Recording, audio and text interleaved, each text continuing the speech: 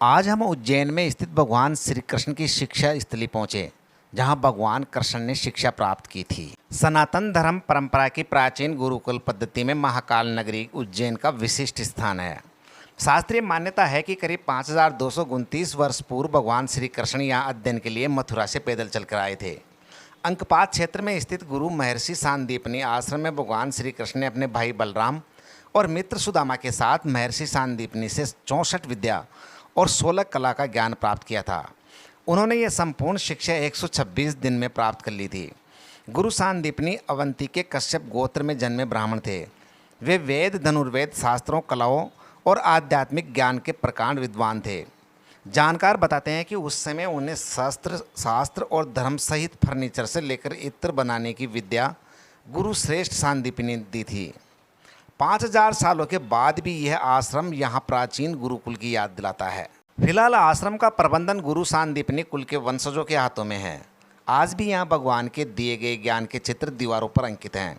किसी चित्र में देवकी नंदन फर्नीचर बनाते तो किसी में गुरु सांदीपनी से शास्त्र का ज्ञान लेते नजर आते हैं। श्री कृष्ण के भक्त यहाँ आकर अभिभूत हो जाते हैं। वैष्णव संप्रदाय के भक्तों के लिए यह जगह शीर्ष तीर्थों में शामिल है। 12 वर्ष की आयु में यज्ञोपवीत के बाद श्री कृष्ण सांदीपनी आश्रम में शिक्षा प्राप्त करने आए थे। भगवान कृष्ण और बलराम ने कम समय में ही विभिन्न कलाओं और शास्त्रों की शिक्षा प्राप्त कर ली थी। भागवत, हरिवंश, ब्रह्मा पुराण आदि ग्रंथों में सांदीपनी आश्रम में श्री कृष्ण, बलराम और सुदामा द्वारा 64 विद्याएं और 16 कलाएं सीखने की अवधि मात्र 126 दिन बताई गई है। श्री कृष्ण ने अपने अग्रज बलराम और सखा सुदामा के साथ महर्षि सांदीपनी से जो शिक्षा संस्कार प्राप्त किए, वही श्रीमद् भगवत गीता की ज्ञान गंगा के रूप में प्रस्फुटित हुई। सांदीपनी आश्रम के पास गोमती कुंड स्थित है।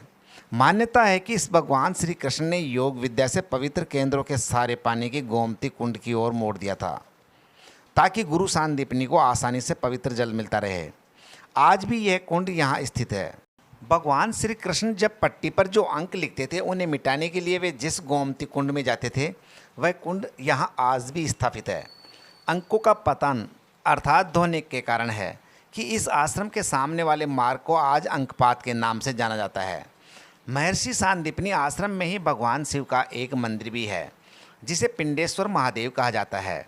जब भगवान शिव अपने प्रभु श्री कृष्ण की बाल लीलाओं का दर्शन करने के लिए यहाँ पधारे, तो गुरु और गोक्षणवध के सम्मान में नंदी जी खड़े हो गए।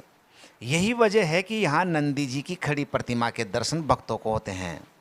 देश के अन्य मंदिरों में नंदी की बैठी हुई प्रतिमाएं ही नजर आती है। गुरु सांदीपनी ने अपने तपोबल द्वारा बीलपत्र के माध्यम से एक शिवलिंग प्रकट किया था, जिसे सर्वेश्वर महादेव के नाम से जाना जाता है।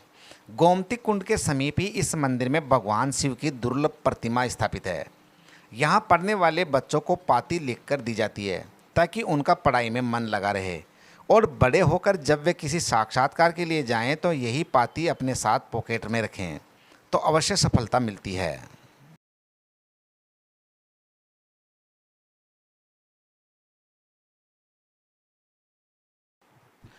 आशा है दी गई जानकारी व वीडियो आपको काफ़ी पसंद आया होगा। वीडियो आपको पसंद आया तो वीडियो को लाइक और शेयर करना ना भूलें। साथ ही चैनल को सब्सक्राइब कर दें और कमेंट बॉक्स में हमें कमेंट करके भी बताएं वीडियो कैसा लगा।